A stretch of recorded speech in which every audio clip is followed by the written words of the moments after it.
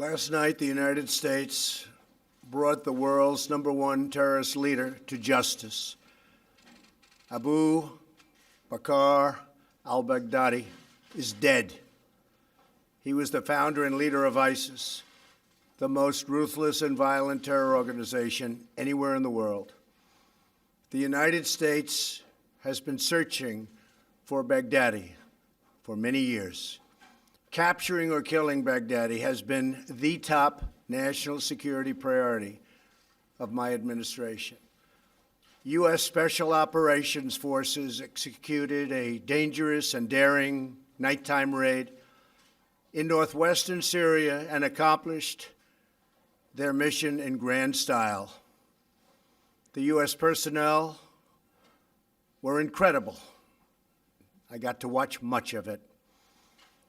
No personnel were lost in the operation, while a large number of Baghdadi's fighters and companions were killed with him. He died after running into a dead-end tunnel, whimpering and crying and screaming all the way.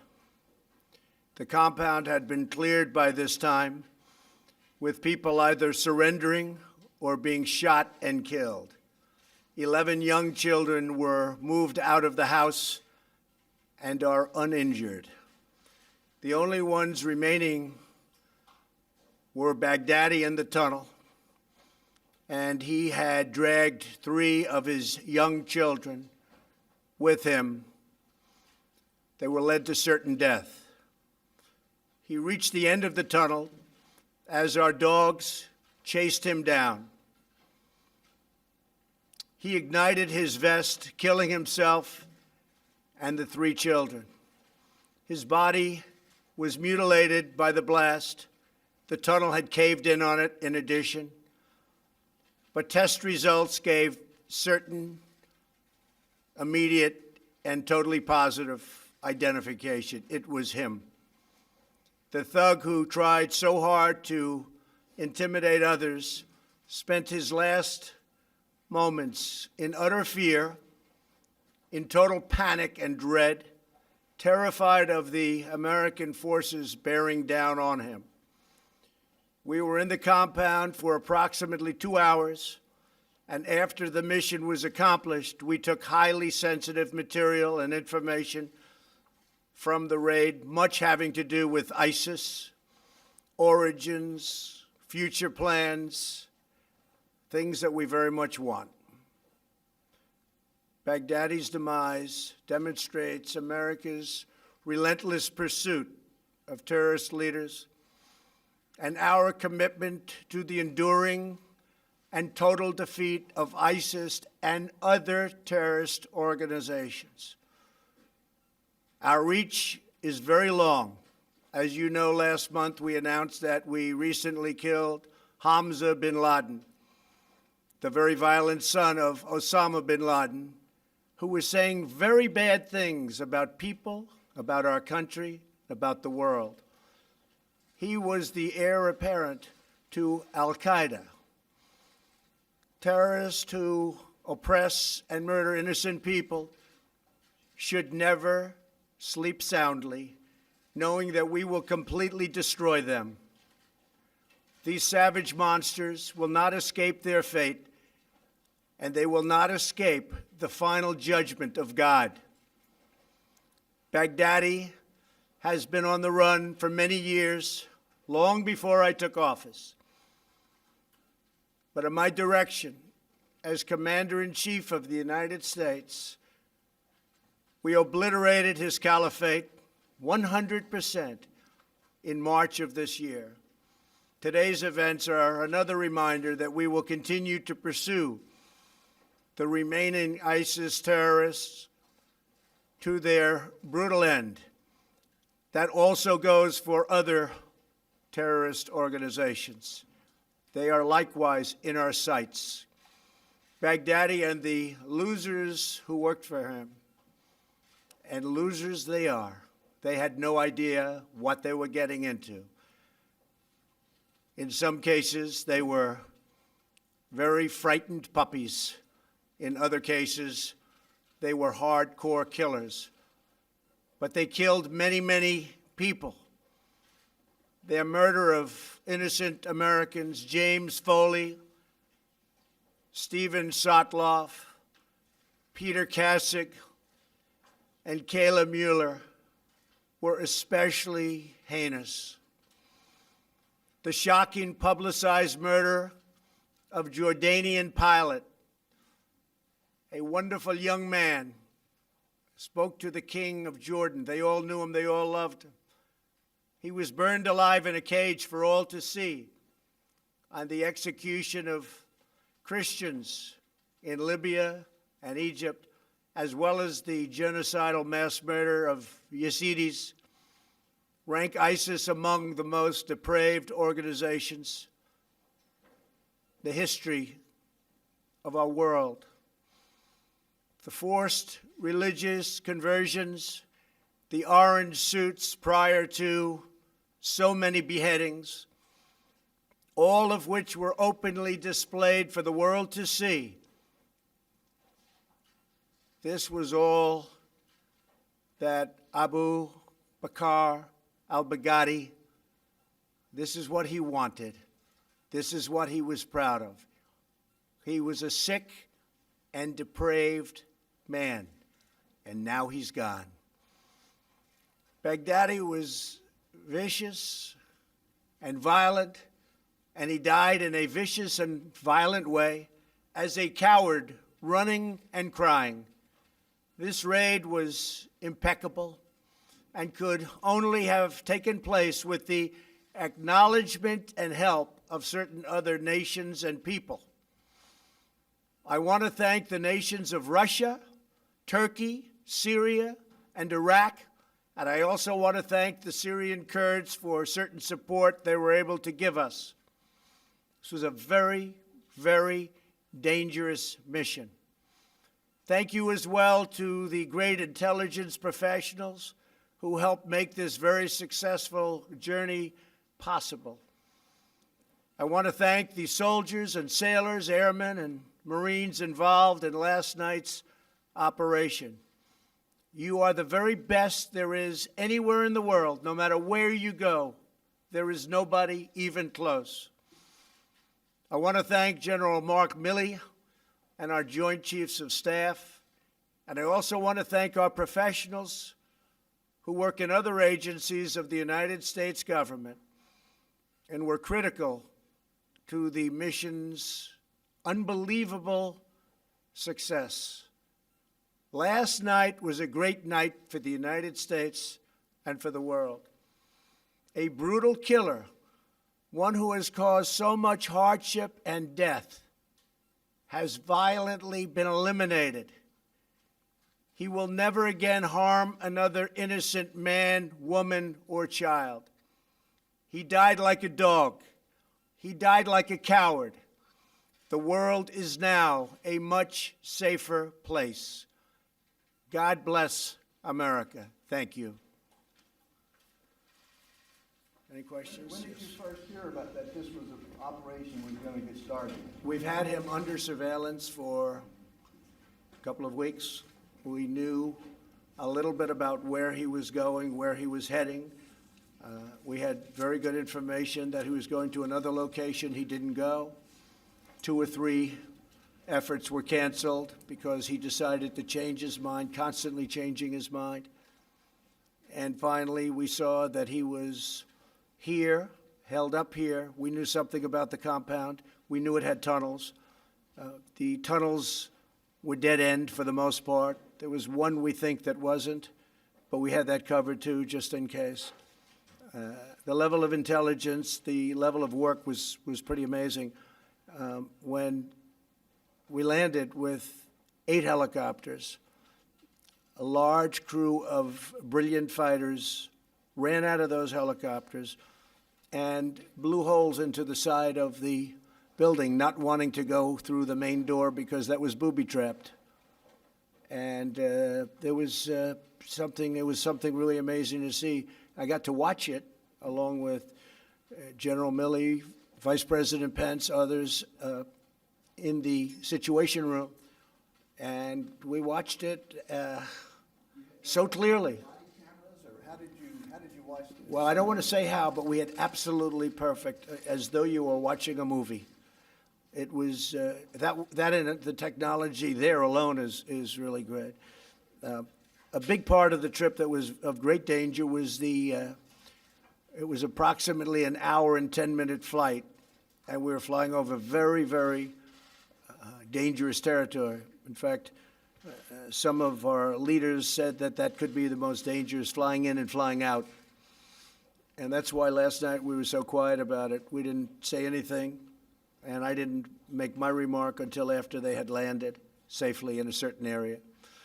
But the flight in, the flight out was a very, very dangerous part. There was a chance that we would have met unbelievable fire.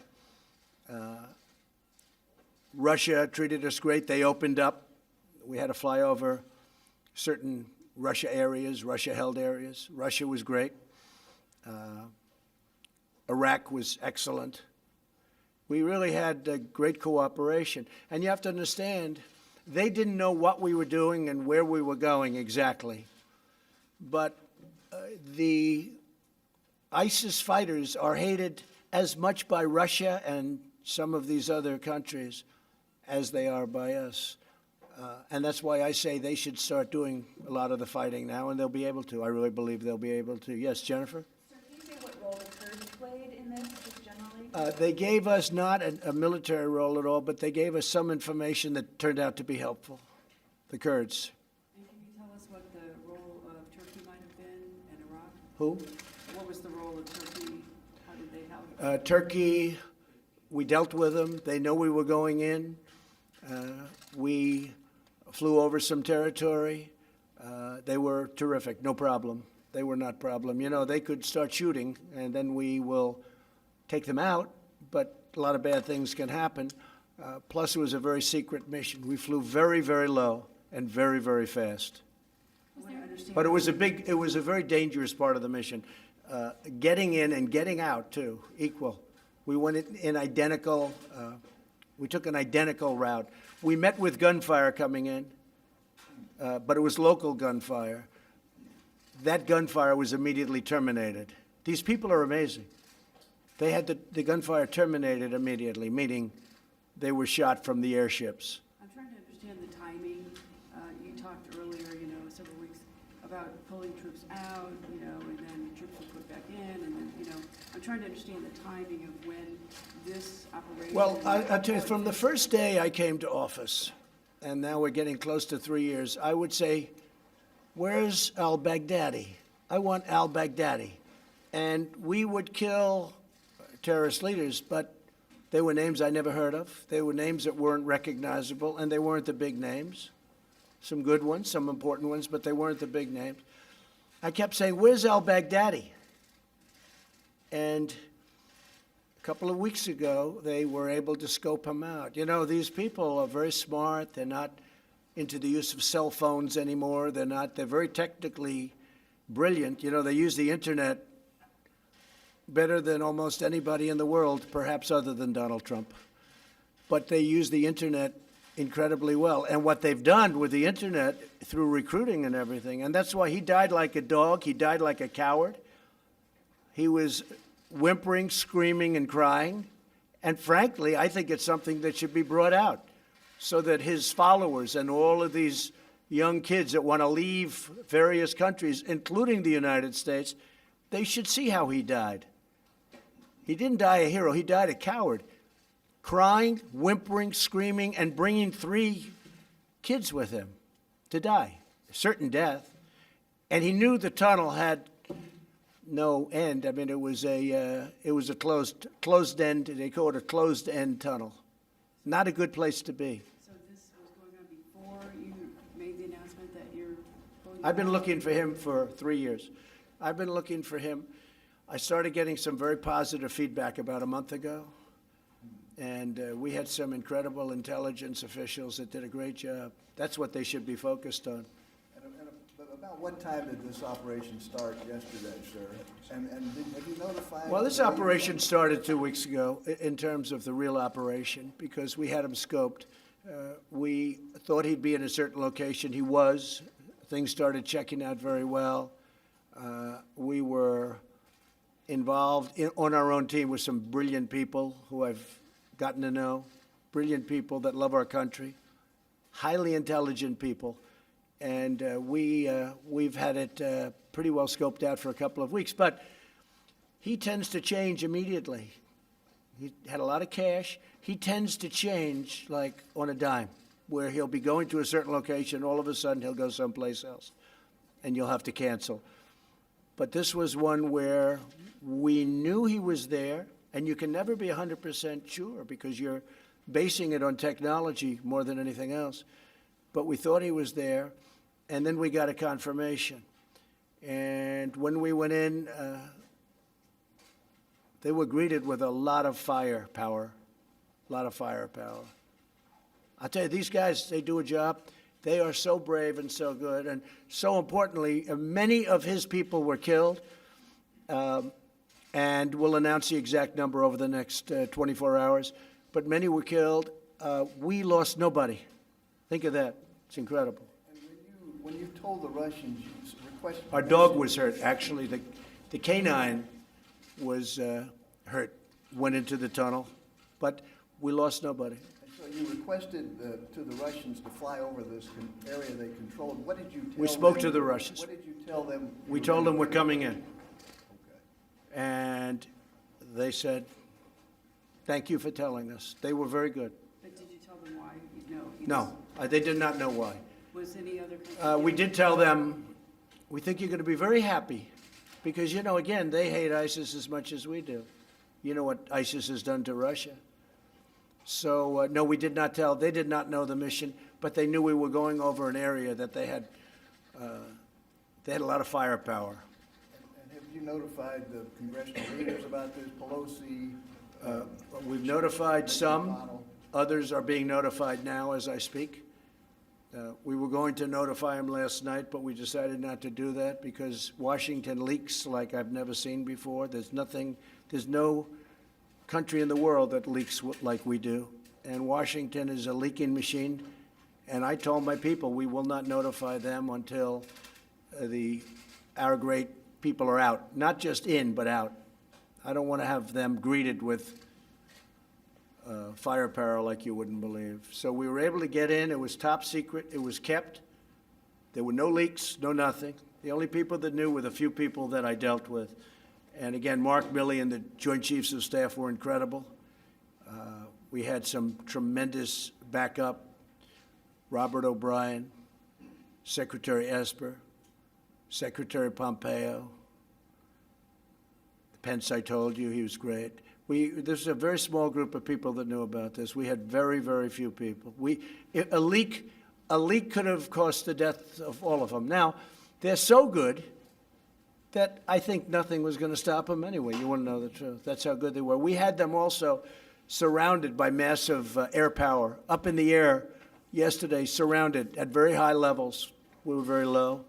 We had tremendous air power. And you watched all this from the sit room? Who were you with in the sit room when you watched this? Secretary Esper, a few of the Joint Chiefs, Mark Milley, some generals. We had some very great military people in that room, and we had some great intelligence people. Robert O'Brien. It's really good. Yes? Was the pullout of the U.S. troops in Syria last month strategically tied in with this raid? No, the pullout, right, sure, it's a great question, and you're doing a great job, by the way. Your network is fantastic. They're really doing a great job. Please let them know. No, the pullout had nothing to do with this. In fact, we found this out at a similar time. It's a very good question because we found this out at a similar time. No, we're after these leaders, and we have others in sight, very bad ones, but this was the big one. This is the biggest one, perhaps, that we've ever captured because this is the one that built ISIS and beyond and was looking to rebuild it again. Very, very strongly looking to build it again. That's why he went to this province. This is why he went to this area. You know, a lot of people I was watching this morning and hearing, and they said, why was he there? People were so surprised. Well, that's where he was trying to rebuild from, because that was the place that made most sense if you're looking to rebuild. Yeah. You said your tweet last So I sent that right after I knew they had landed safely. Right. And that was to notify you guys that you have something big this morning, so you wouldn't be out playing golf or tennis or otherwise being indisposed. Where did they landed? I'd rather not say, but we landed in a very friendly port in a friendly country. Does this give you any pause about your decision to withdraw? No, I think it's great. Look, we don't want to keep soldiers between Syria and Turkey for the next 200 years. They've been fighting for hundreds of years. We're out. But we are leaving soldiers to secure the oil. Now, we may have to fight for the oil. That's okay. Maybe somebody else wants the oil, in which case they have a hell of a fight. But there's massive amounts of oil, and we're securing it for a couple of reasons. Number one, it stops ISIS, because ISIS got tremendous wealth from that oil. We have taken it. It's secured. Number two, and again, somebody else may claim it, but either we'll negotiate a deal with whoever's claiming it, if we think it's fair, or we will militarily stop them very quickly. We have tremendous power in that part of the world.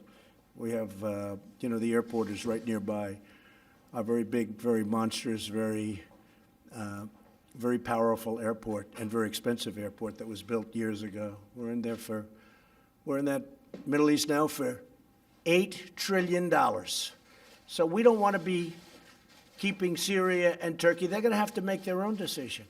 The Kurds have worked along incredibly with us, but in all fairness, it was much easier dealing with the Kurds after they went through 3 days of fighting, because that was a brutal 3 days. And if we would have said to the Kurds, hey, do you mind moving over 7 miles? Because, they were in the middle mostly. So you have 7 or 8 miles. Could you mind moving over? Because I have to say, Turkey has taken tremendous deaths from that part of the world. We call it a safe zone, but it was anything but a safe zone. Turkey has lost thousands and thousands of people from that safe zone. So they've always wanted that safe zone for many years. I'm glad I was able to help them get it. But we don't want to be there. We want to be home. I want our soldiers home or fighting something that's meaningful. I'll tell you who loves us being there. Russia and China. Because while they build their military, we're depleting our military there. So Russia loves us being there. Now, Russia likes us being there for 2 reasons. Because we kill ISIS, we kill terrorists, and they're very close to Russia. We're 8,000 miles away. Now, maybe they can get here, but we've done very well with Homeland Security and the ban, which, by the way, is approved by the United States Supreme Court, as you know. There was a reporter that said we lost the case, and he was right in the early court. He didn't want to say, just refused to say that we won the case in the Supreme Court. So, but we have a very effective ban, and it's very hard for people to come to our country. But it's many thousands of miles away, whereas Russia's right there, Turkey's right there, Syria is there. They're all right there. Excuse me, Iran is right there, Iraq is right there. They all hate ISIS. So we don't, in theory, they should do something. And I'll give you something else. The European nations have been a tremendous disappointment. Because I personally called, but my people called a lot, take your ISIS fighters. And they didn't want them. They said, we don't want them. They came from France, they came from Germany, they came from the UK. They came from a lot of countries. And I actually said to them, you don't take them, I'm going to drop them right on your border. And you can have fun capturing them again.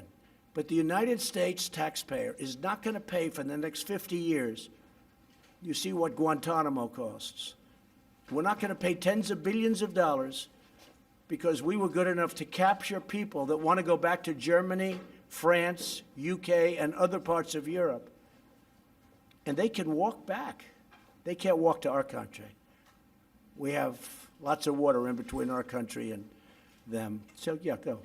You mentioned that you've gotten to know some brilliant people along this process who would help provide information and advice along the way. Is there anyone in particular, or would you like to give anyone credit for getting to this point today? Well, I would, but if I mention one, I have to mention so many. I spoke to Senator Richard Burr this morning, and as you know, he's very involved with intelligence and the committee, and he's a great gentleman.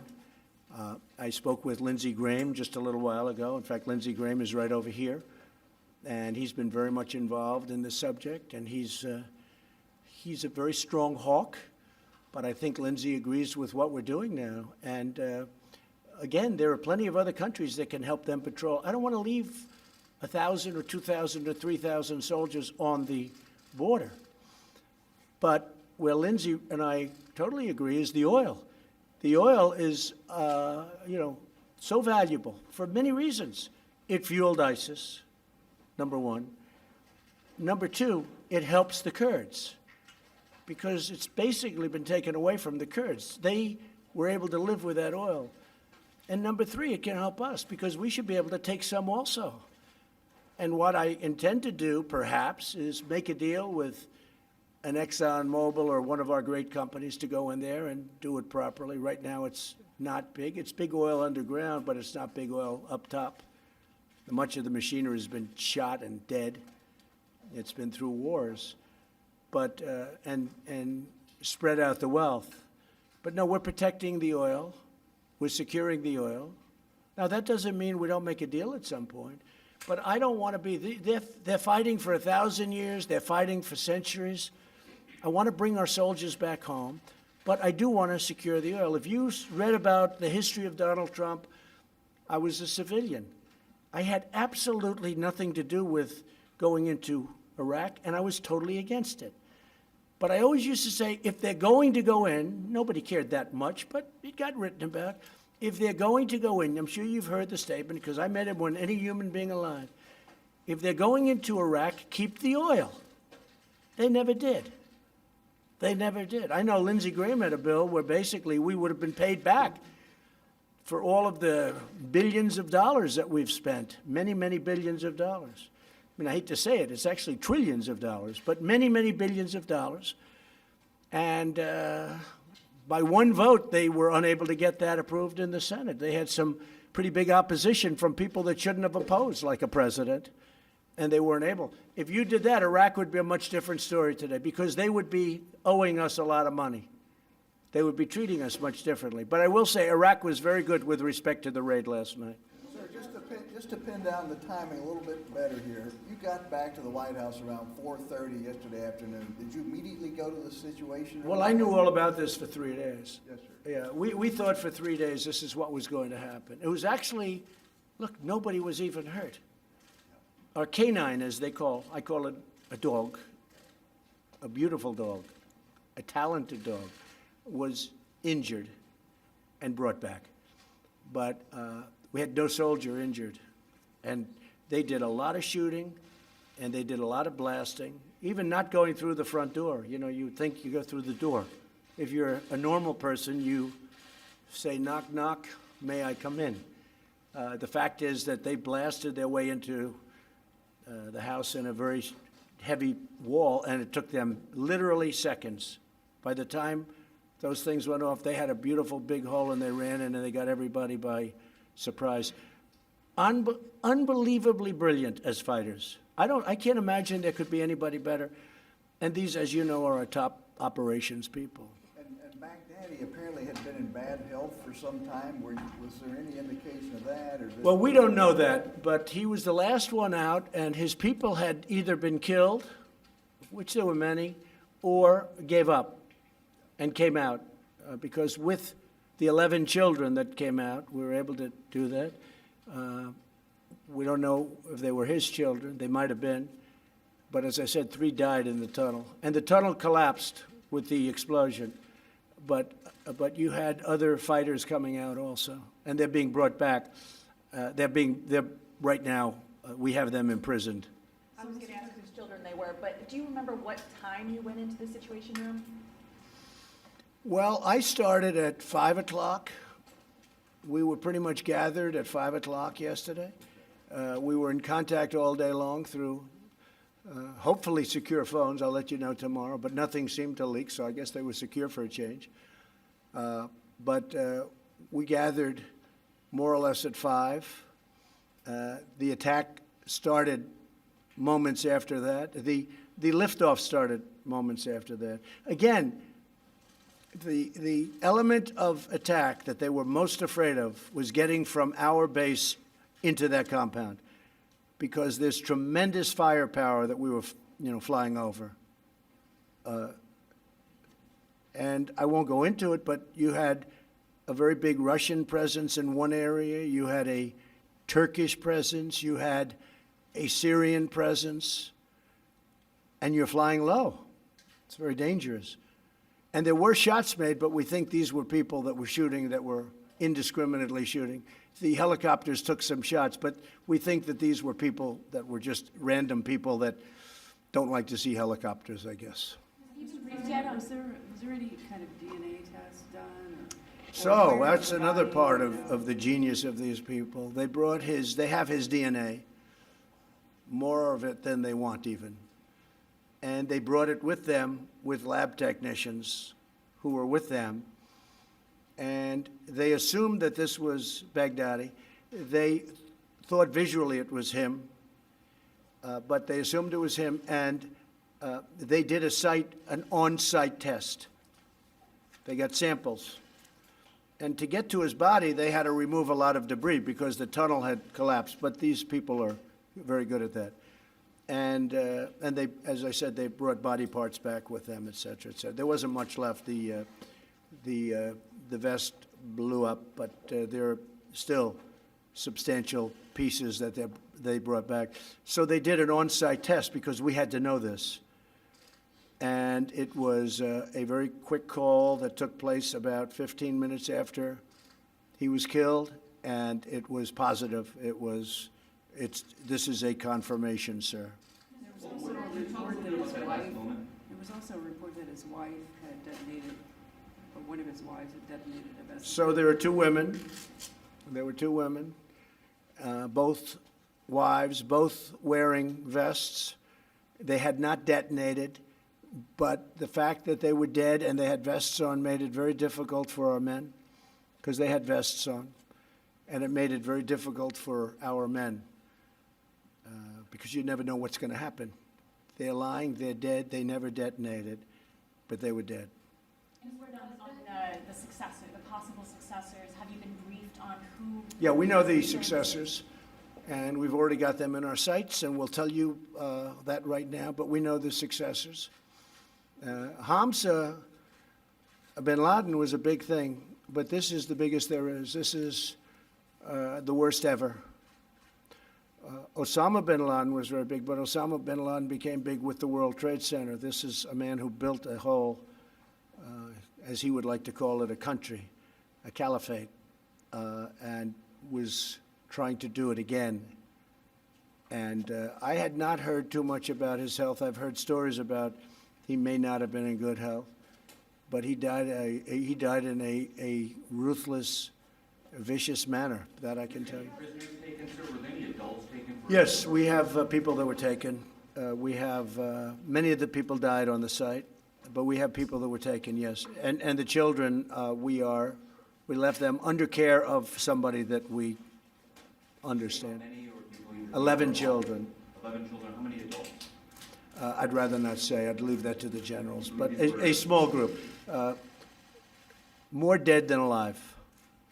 Which operation teams were involved?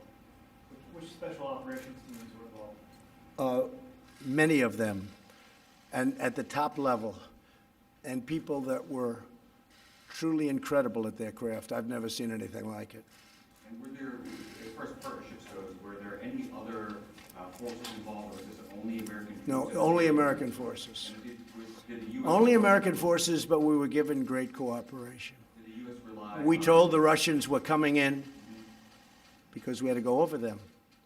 And they were curious, but we said we're coming. And we said one way or the other, hey, look, we're coming. But they were very cooperative. They really were good. And we did say it would be a mission that they'd like, too, because, again, they hate ISIS as much as we do. Sure, I meant for intel purposes. Was there any foreign intel that proved useful along the way in this operation?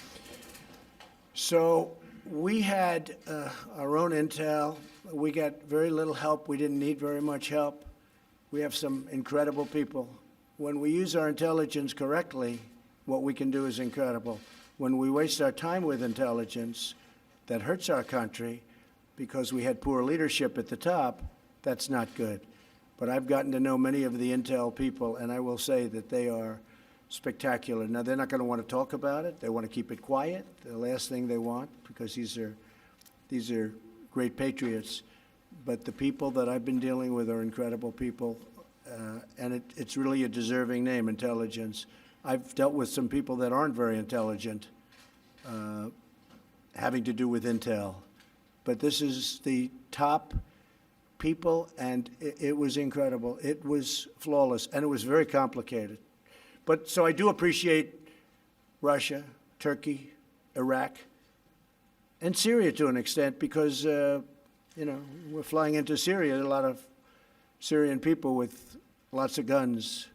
So we had good cover for probably the most dangerous part. It would not sound to, when you fly in, it doesn't sound like that would be the most dangerous when you're going into shooting nests and all of the things that happened once they broke into that pretty powerful compound. That was a very strong compound. And as I said, had tunnels. But the most dangerous part, we had great cooperation with. Yes, ma'am? Did you inform Sleeper who was used ahead of time? No, I didn't. I didn't do that. I wanted to make sure this kept secret. I don't want to have men lost and women. I don't want to have people lost. What was Do your you anticipate inviting the special forces teams to the White House? Oh, yeah, they'll be invited. I don't know if they'll want to have their faces shown, to be honest with you. They're incredible for the country. They're not looking for public relations. But they love doing what they're doing. I've seen it. First Lady was out there recently looking at what they do. She came back, she said, wow, I've never seen anything like that. The training, all of the training and the power of the people, the men and women, the strength, the physical strength, the mental strength. These are incredible people. These are very unique individuals. You mentioned whimpering. Could you hear that on your video hookup? The whimpering of Baghdadi. I don't want to talk about it, Okay. but he was screaming, crying, and whimpering. And he was scared out of his mind. And think of James Foley. Think of Kayla. Think of the things he did to Kayla. What he did to Foley and so many others. And for those people that say, oh, isn't this a little violent? Think of how many times have you seen men, I think in all cases men for the most part, but in terms of this, where you see the orange suits and you see the ocean and they're beheaded. Or how many of you got to see, because it was out there, the Jordanian pilot whose plane went down, they captured him, they put him in a cage, and they set him on fire. And the king of Jordan actually attacked very powerfully when that happened. They've never seen a thing like that. But he set him on fire. This was al-Baghdadi, and you should never, ever, hopefully, see a thing like that again. Now, there'll be new people emerge, but this was the worst of this particular world. This was the worst. Probably, in certain ways, the smartest. He was also a coward, and he didn't want to die. But think of it, everybody was out, and we were able to search him down and find him in the tunnel. We knew the tunnel existed, and that's where he was. And you've taken a lot of heat for the Syria pullout. Do you think this will change the standing, your standing? Well, I don't have a Syria pullout. I just don't want to guard Turkey and Syria for the rest of our lives. I mean, I don't want to do it. It's very expensive. It's very dangerous. They've been fighting for centuries. I don't want to have my people, 2,000 men and women, or 1,000, or 28. We had 28 guards. I said, I don't want them there anyway. I don't want them. Now, I will secure the oil. That happens to be in a certain part, but that's tremendous money involved. I would love to, the oil in, I'll tell you a story in Iraq. So they spent, President Bush went in. I strongly disagreed with it, even though it wasn't my expertise at the time, but I have a very good instinct about things. They went in, and I said, that's a tremendous mistake. And there were no weapons of mass destruction. It turned out I was right. I was right for other reasons, but it turned out, on top of everything else, they had no weapons of mass destruction. because that would be a reason to go in, but they had none. But I heard recently that Iraq, over the last number of years, actually discriminates against America in oil leases. In other words, some oil companies from other countries, after all we've done, have an advantage in Iraq for the oil. I said, keep the oil. Give them what they need. Keep the oil. Why should we go in, we lose thousands of lives, spend trillions of dollars, and our companies don't even have an advantage in getting the oil leases. So I just tell you that story. That's what I heard. Did Jeanette Haskell play a role in this? Can you talk a little bit about that? And I saw your NSC counterterrorism director out in the hallway. Was there a role with NSC Yes. counterterrorism? Everybody. Gina was great. Everybody played a role.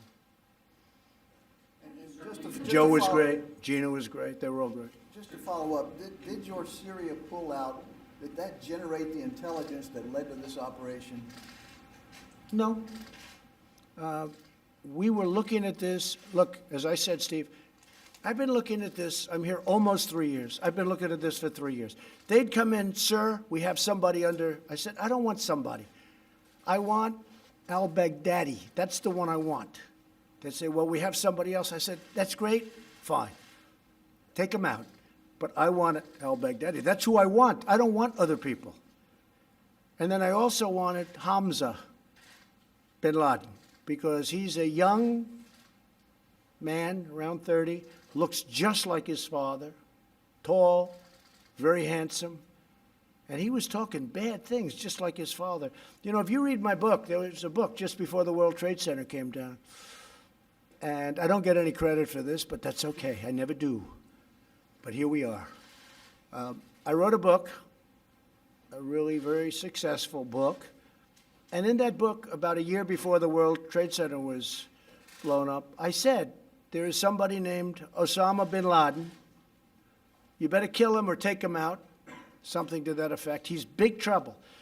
Now, I wasn't in government. I was building buildings and doing what I did, but I always found it fascinating.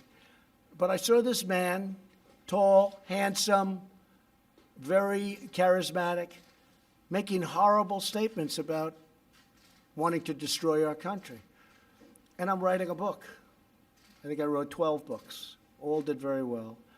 And I'm writing a book. World Trade Center had not come down. I think it was about, if you check, it was about a year before the World Trade Center came down. And I'm saying to people, take out Osama bin Laden, that nobody ever heard of. Nobody ever heard of. I mean, al-Baghdadi, everybody hears because he's built this monster for a long time. But nobody ever heard of Osama bin Laden until really the World Trade Center.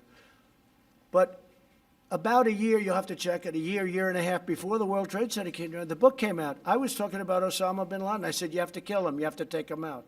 Nobody listened to me.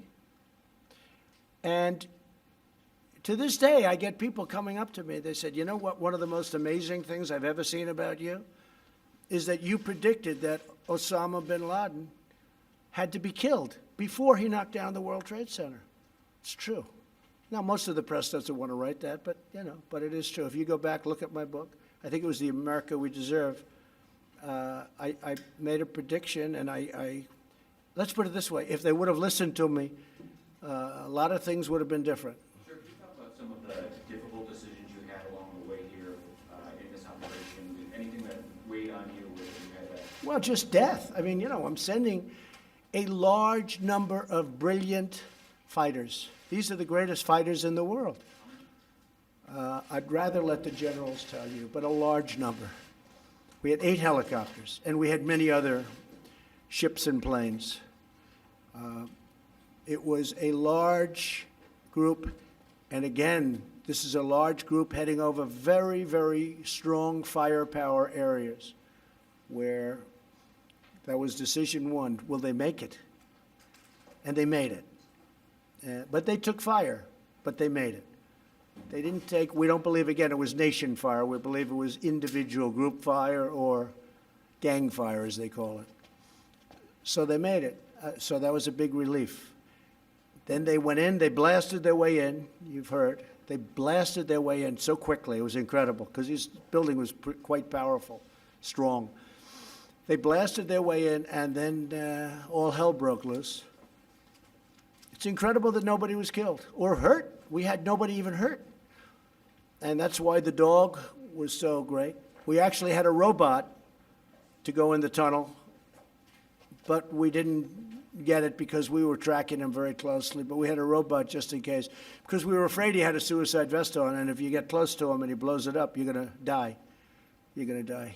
He had a very powerful suicide vest. Did you have to make any decisions in the moment while troops were on the ground? No, they had it just incredible. We were getting full reports on literally a minute-by-minute basis.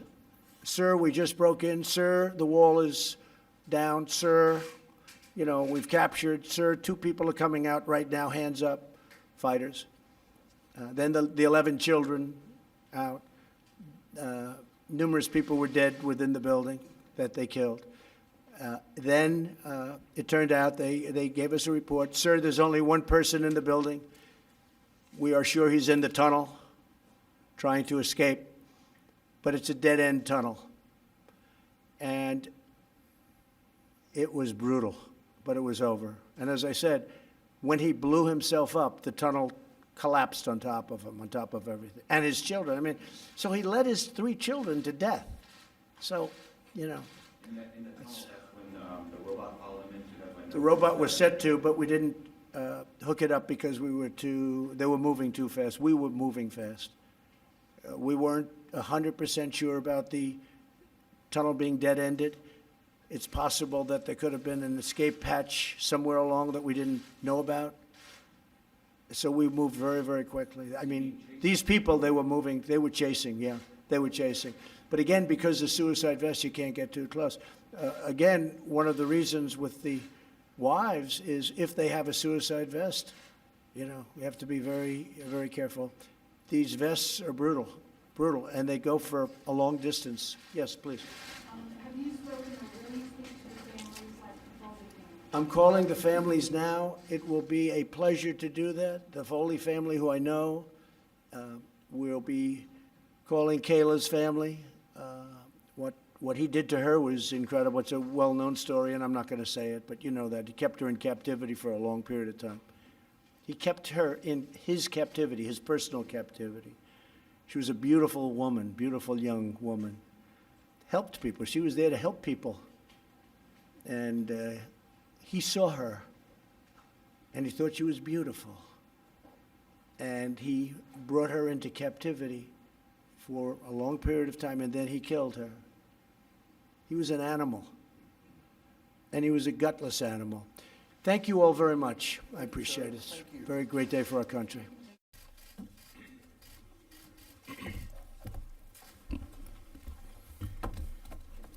Well, good afternoon, everyone.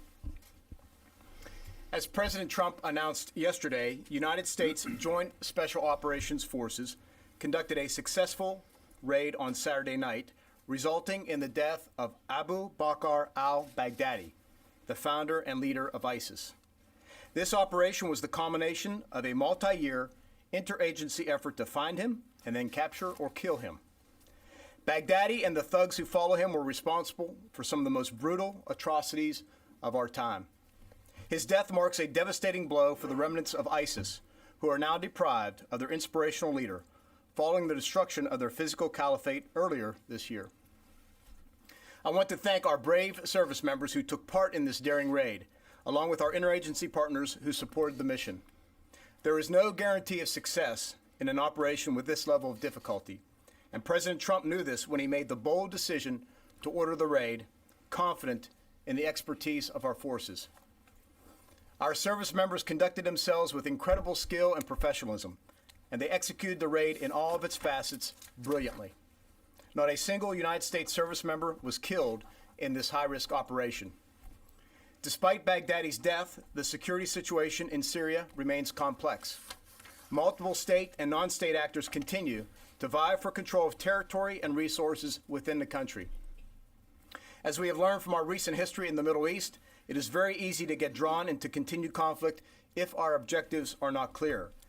Acting as a police force out to solve every dispute is not our mission.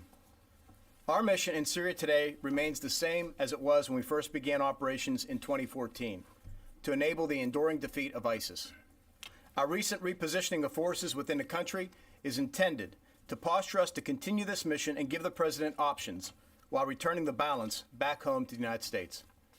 Those who remain will continue to execute counterterrorism operations while staying in close contact with the Syrian Democratic Forces who have fought alongside us. Additionally, the United States will retain control of oil fields in northeast Syria. At the height of Baghdadi's reign, these oil fields provided ISIS with the bulk of financial resources used to fund its terror.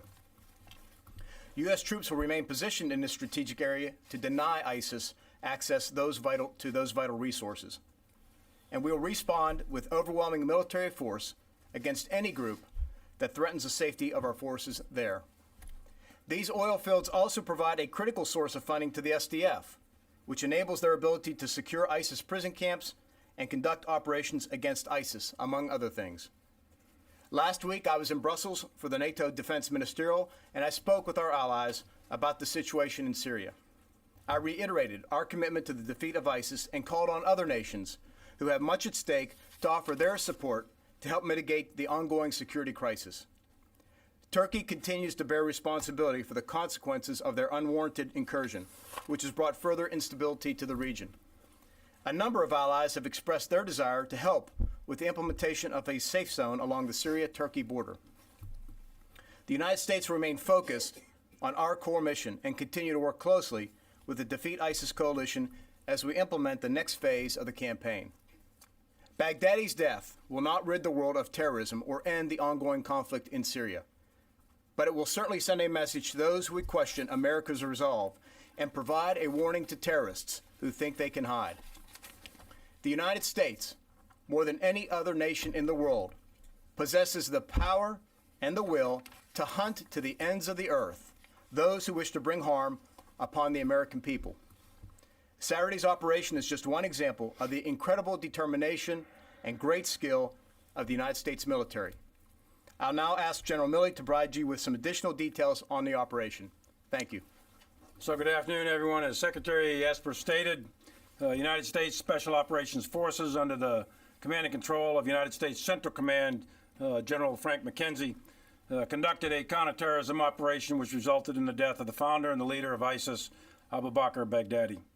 Intelligence from numerous organizations throughout the Department of Defense and across the entire interagency identified the target location approximately 4 miles from the Turkish border in Idlib province of Syria.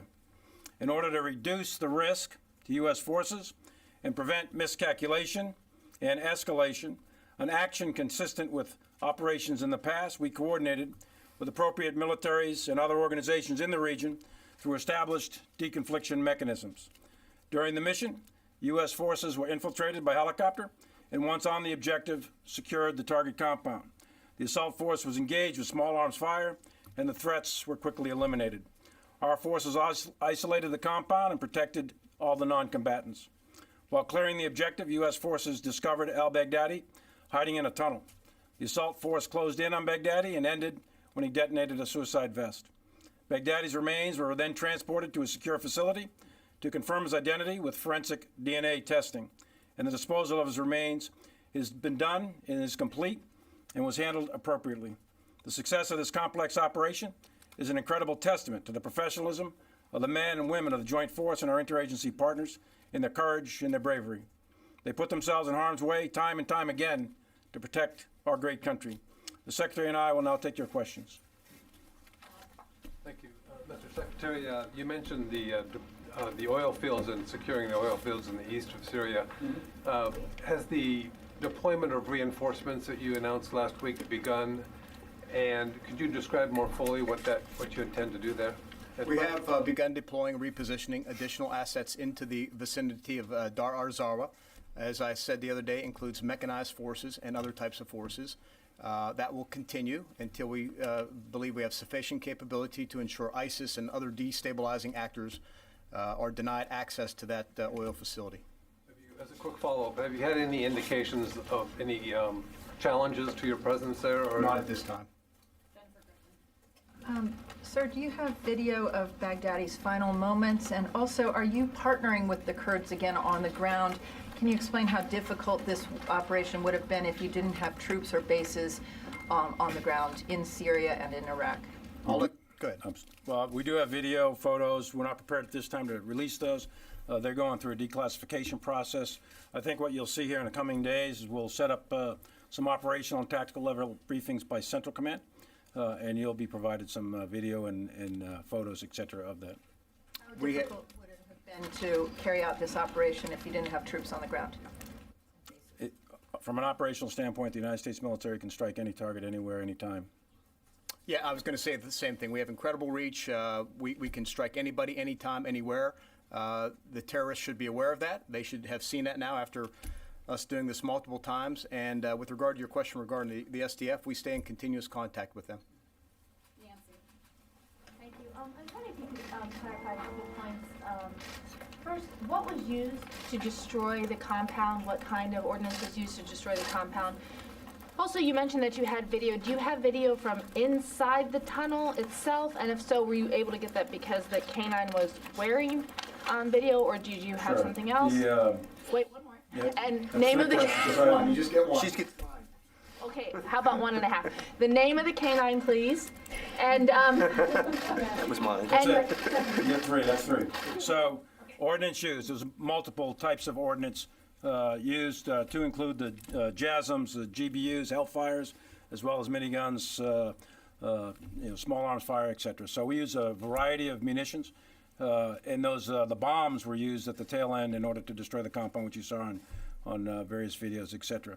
Your second question about the video, I'm not going to classify the video. What we do have and don't have at this time, I've seen a lot, and I'll wait until everything's appropriately declassified here in the coming days, and we'll make sure that you're provided that. We're not releasing the name of the dog right now. The dog is still in theater. The dog, the K9, the military working dog, performed a tremendous service, as they all do, in a variety of situations. Slightly wounded and fully recovering, but the dog is still in theater, returned to duty with its handler. So we're not going to release just yet photos or names of dogs or anything else. It's Protecting a classified his unit. identity. We're protecting the dog's identity. Baghdadi was buried at sea? That's 4 questions now. That's a follow-up. Baghdadi was his remains were disposed of appropriately in accordance with our SOPs and in accordance with the law of armed conflict. Next question, Dave Was this Baghdadi's headquarters, this compound, or was he just passing through? And if it was his headquarters, how much material did you take away?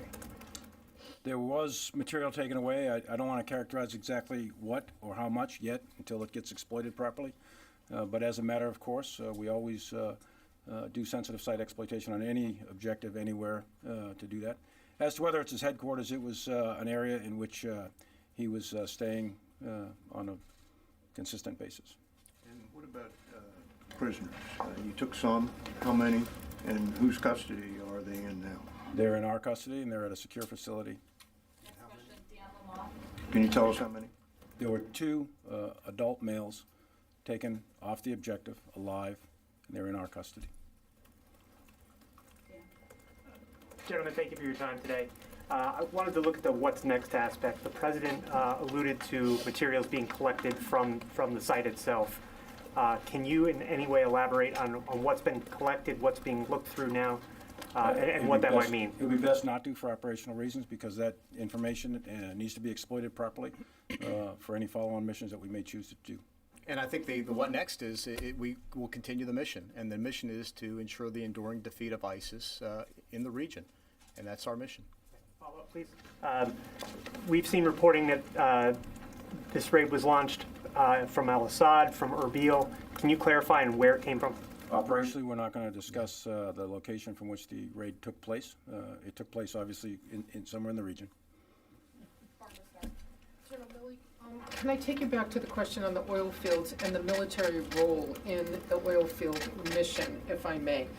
So you're going to protect them again and keep control against ISIS and other potential adversaries. Does it include the possibility, in your view, that U.S. troops are prepared to deny access to the oil fields to either Russian and or Syrian forces? Is that in fact part of your mission to specifically deny them access? And my follow-on to that is, how do you know what do you need to see to know you're done with the oil field mission? Presumably you're not keeping troops there absolutely forever. How do you know when you're done? What do you need to see? But Russia and Syria, please. Yeah, so the question you're asking, Barbara, is about purpose and end state, and then the ways would be the military question. So I'm going to punt over to the Secretary specifically for that. But the military task that we've been given is to secure, continue to secure TANF, which is down along the, you know where that is, down along the tri-border area. We'll continue to do that, and to secure the Conoco oil fields in and around Dar el-Zir. That is in the vicinity of the Middle Euphrates River Valley that you're familiar with. And the fundamental purpose of securing those oil fields is to deny those oil fields access to ISIS in order to prevent ISIS from resurgence, because we are still committed to the counter-ISIS campaign, and we don't want them to resurge. They get a lot of their revenues from that. But I'll let the Secretary talk about end states. The specific question is, within what you want to do in the oil fields, does that include denying access, preventing Russian or Syrian forces, which now have changed the battle space? So the short answer is yes, it presently does, because in that case, we want to make sure that SDF does have access to the resources in order to guard the prisons, in order to arm their own troops, in order to assist us with the Defeat ISIS mission. So that's our mission, is to secure the oil fields. But you would deny, you just said you would deny Russia and the regime, okay? General Milley, President Trump described yesterday Baghdadi whimpering and crying before he died. Can you elaborate or confirm those details? Secretary was asked the same question yesterday. I know the President had planned to talk down to the unit and unit members, but I don't know what the source of that was there, but I assume it was talking directly to unit and unit members. So you haven't talked to any unit members who've described that to you?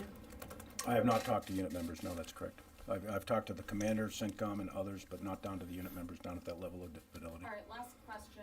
I'll go to Program. Thank you for doing this. So the SDF commander has said that there was an SDF member that was part of this raid. He's talked about the intelligence that the SDF provided, putting a person inside with ISIS. Can you confirm all of those details on your end? And then also on the oil fields, can you just talk about the overall picture in Syria now after these last couple of weeks, putting more people in to protect these oil fields? Are there going to be more troops now in Syria than there were before, or less? Well, I'll take the second question first, and I'll let the chairman answer the first one. Look, we're as I said, we're reinforcing our position at Dar el-Zir, that area. We also were given the earlier directive to retain forces at the Tanf garrison. At the end of the day, we will be sending troops home. That's the president made a commitment to do that. But in the meantime, we're going to reinforce and make some other moves to ensure that we can accomplish that mission of securing the oil fields in order to deny them access to ISIS. So will there be more going in than there were coming out? Sorry, just to clarify. No. At the end of the day, my expectation is that that it'll be fewer than what we had before, and they will be going home.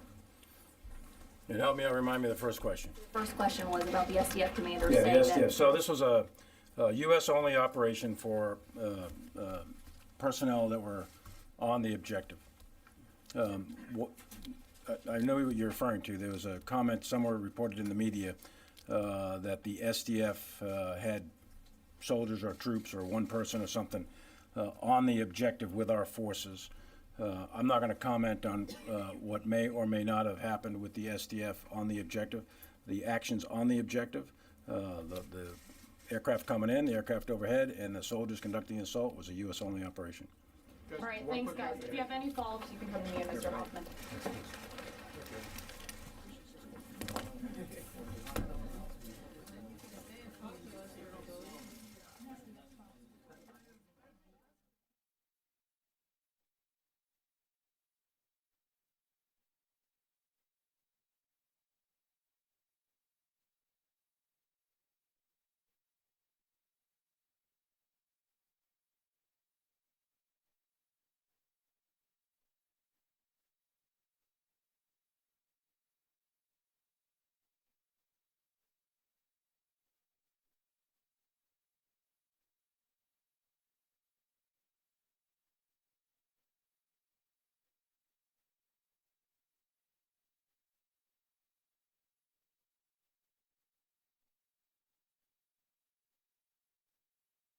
Good morning, everybody. Thank you.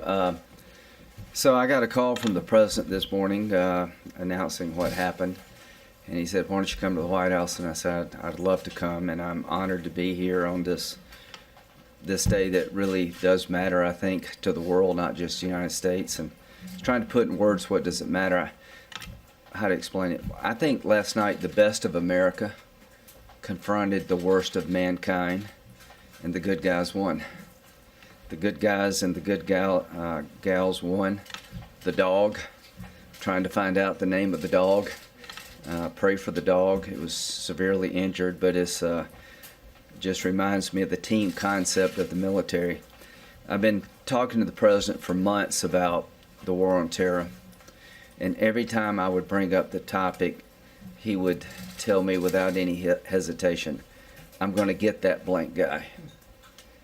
And I can't use the word on television, but the president's been determined for a very long time to bring Baghdadi to justice, and I want to compliment him and his team for bringing about a result that I think is a game changer in the war on terror. The war is by no means over. The caliphate is dead, and the leader of the caliphate is dead, and that's a big deal. When bin Laden was killed, that was a big deal. And I complimented President Obama. That was a hard call he made to go into Pakistan and kill bin Laden. What the president did last night was a hard call. These things are not predetermined to go well. And it just tells you how good our people are. And what the president said today was very reassuring to me, that when it comes to ISIS and other terrorist groups, we're coming after you wherever you go, as long as it takes to protect our country, our way of life. I just end on this. ISIS is a depraved organization that's ever existed in the history of the world. They're religious Nazis. They cannot be accommodated. They cannot be negotiated with. They have to be destroyed and marginalized.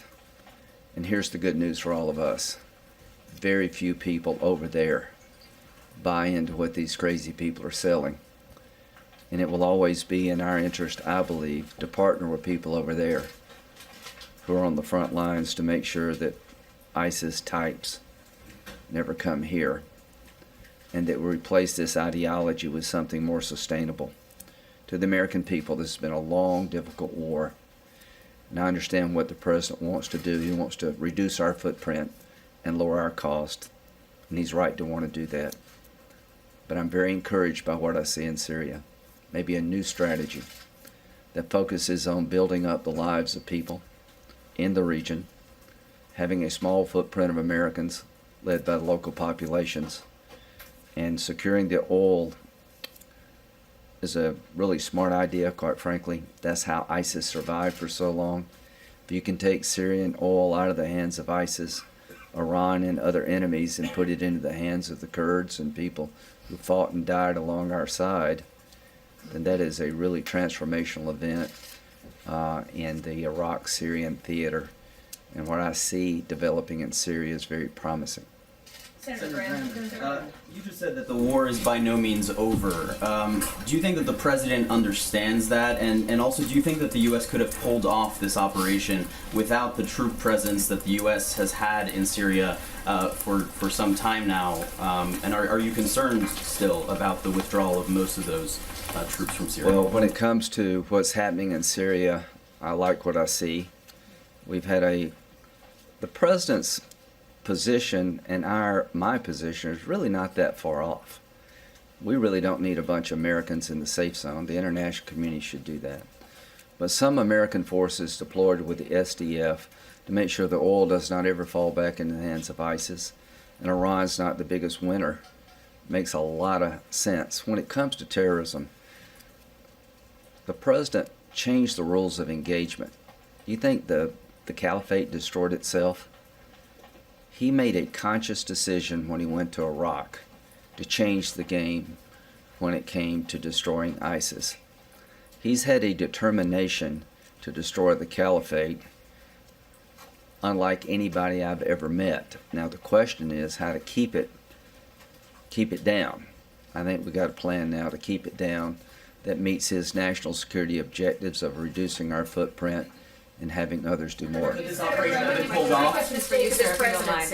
And I want to lay these out separately. The president, in his remarks, mentioned Turkey's cooperation when it came to this operation, and I'm wondering if that changes your view on sanctions. I also want to ask, well, the president called you. We understand he did not call other members of the Gang of Eight, even after the operation had concluded. Was that a mistake? I don't know who he's calling family members right now. I was in town, so, I was right down the street. Did you say he called family members? He's calling some family members now who've been victims of ISIS. And the Foleys, perhaps? And I guess what I would say today is that what I see happening in Syria makes sense to me, that the president destroyed the caliphate. He's asking others to do more, and he's right when it comes to Turkey. I think the invasion has been disruptive, but at the end of the day, if we can continue to partner with the Kurds, secure the oil revenues for their sake, not Iran's sake, not for ISIS' sake, help pay the cost of the operations, makes eminent sense to me. I think the president is right to say that the conflict between Syrian Kurds and Turkey needs to be resolved. The safe zone needs to be occupied by forces other than the United States. I agree with that. Senator, it's no secret that the president wanted to pull out of Syria last year. Without our troop presence there, would an operation like this have been possible? You could probably have done this from Iraq, to be honest with you. I don't know exactly the details of the operation, but I think the president is focusing on the resources that made ISIS so strong for so long. The caliphate was funded basically by many sources of revenue, but one of the chief sources of revenue was Syrian oil. So if you take that off the table, the terrorists in the region or in the world are hurt, and Iran containment makes sense. The Iranians would love to get this oil. The Russians have shown some desire to go down here. And I can't say this now, but I was in the Situation Room, and I'll talk to you later on. The president made some pretty firm statements to people in the region that you come into this area at your own peril. Senator, you very recently said you thought that the president's decision to withdraw could be the biggest mistake of his presidency. Today, you're affirming it as a positive one. What I'm saying today is that the killing of Baghdadi is a game changer in the war on terror. Doesn't mean the war is over. The president's determination over time has paid off. We don't give him enough credit for destroying the caliphate. He did this in months, not years, because he changed the rules of engagement. So what I want to talk about today is those brave men and women who planned the operation, who went in on the ground and killed this bastard. Senator, two questions. First, is it appropriate for the president only to inform Republicans of this operation, which departs from tradition? I don't know. That's not my concern today. My concern today is that we did a good thing. Okay, and then second on the oil. By what warrant or legal right in international law does the United States take the oil of the sovereign nation of Syria? Well, what you don't understand is that these oil fields are in areas where the SDF operates. This was the chief source of revenue for a long time for ISIS. It is now in the hands of the Syrian Democratic Forces, which are Arab and Kurds, mostly Kurds, with a partnership with the United States. So, no, this doesn't violate any law, in my view. What it does is just good, common sense foreign policy. I want to congratulate the president for making sure that the oil revenues never fall into the hands of the bad guys. And the way you secure this is a win-win. The SDF will get more money if we can modernize the oil fields. We're not going over there to enrich America. We're over there to help our allies deny our enemy resources that will allow them to get stronger over time. And finally, and this is okay, to lower the cost to us. The president mentioned something. I had a bill that would make our aid to Iraq alone, that could be forgiven but also paid back over time. Here's the one thing that's been missing in the Mideast: skin in the game. If we had made our aid to Iraq alone, they would have probably acted differently than if it's just a grant. Now the SDF, who have been good partners, have a chance with our help to increase revenue for the benefit of their people. They'll have more incentive to fight harder. Everything changes when the people you're fighting with have skin in the game. And I want to compliment the president for coming up with a model in Syria that we probably should have done in Iraq.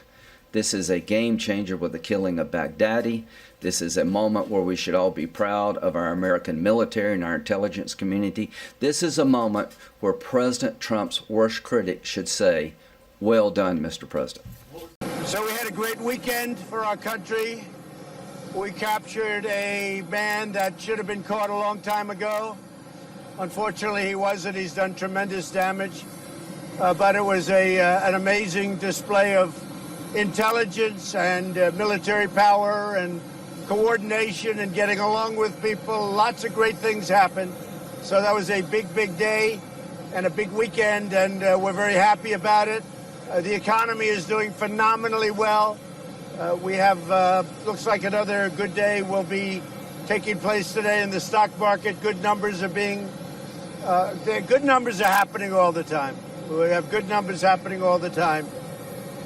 Very soon, I guess we're in record territory for stock. That's great for 401ks. That's great for everything. It's great for jobs. So things are going good. Do you have any questions?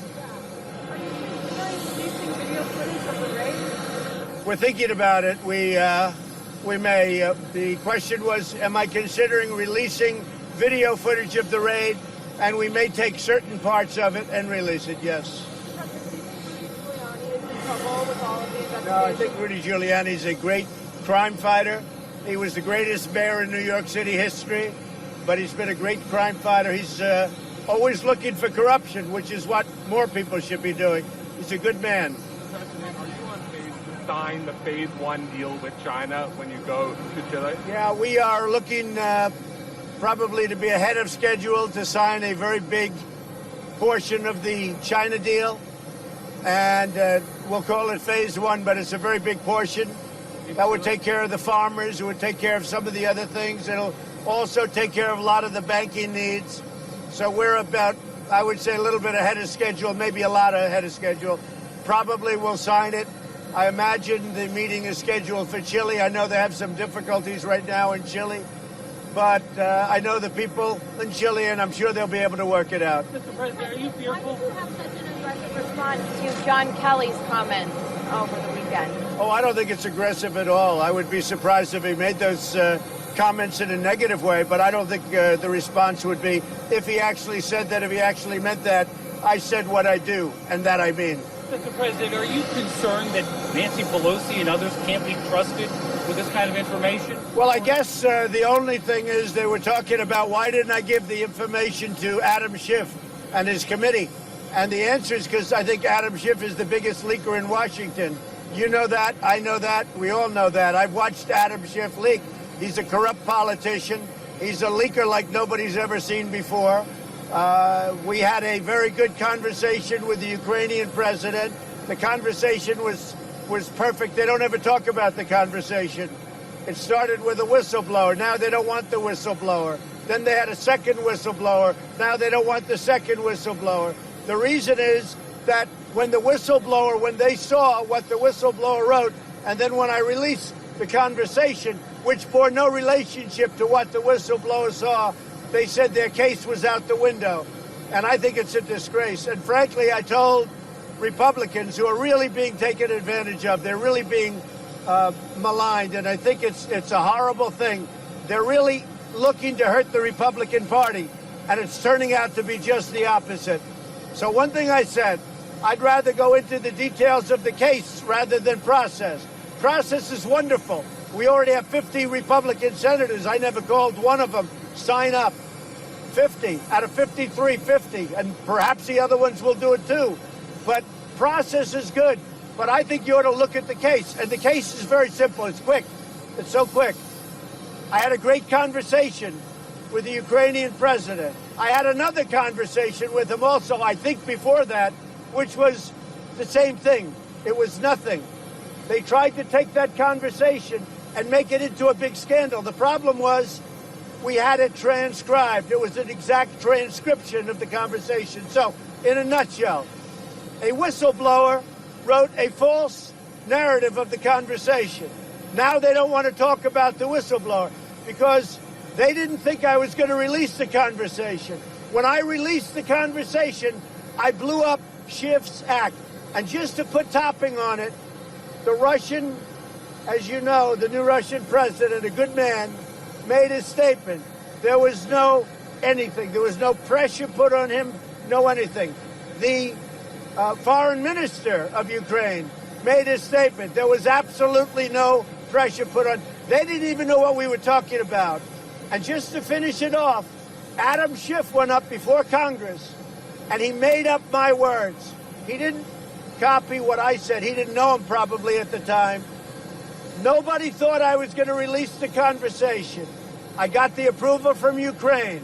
Once I released the conversation, this thing all died. And that's what they should be looking. And Adam Schiff went before Congress. And Adam Schiff, what he did will never be forgotten. He made up a conversation that was a phony fabrication. It was a fraud. And people shouldn't be allowed to get away. They say he has immunity because he's a member of Congress. People shouldn't be allowed to do that. That's a criminal act. What he did is a criminal act. Thank you. Mr. President, can you clarify the Russian? I hope they approve USMCA.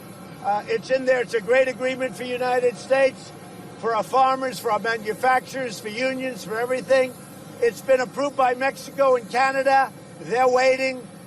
We don't seem to be able to have time for Nancy Pelosi. I call them the do-nothing Democrats. They're the do-nothing Democrats.